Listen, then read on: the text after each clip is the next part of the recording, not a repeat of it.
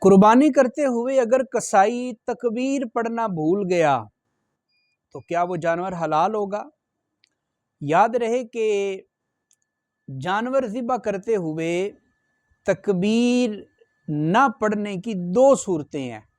ایک صورت تو یہ ہے کہ کسائی کو تکبیر یاد تھی مگر اس نے قصدن نہیں پڑھی، جان بوجھ کے تکبیر نہیں پڑھی، تو اگر کوئی جان بوجھ کے تکبیر نہیں پڑھے گا تو وہ جانور حلال نہیں ہوگا۔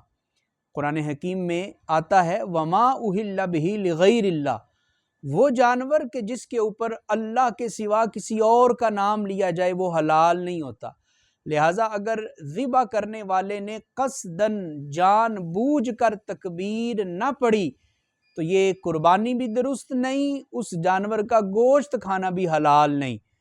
دوسری صورت یہ ہے کہ تکبیر پڑھنا یاد نہ رہا، جانور کو لٹایا تو اس کو قابو کرنا مشکل ہو گیا تو جلدی جلدی چھری پھیر دی، تکبیر نہ پڑھی، بھول کر اگر کوئی تکبیر چھوڑ دے تو قربانی بھی درست ہے اور اس جانور کے گوشت کا کھانا بھی حلال ہے۔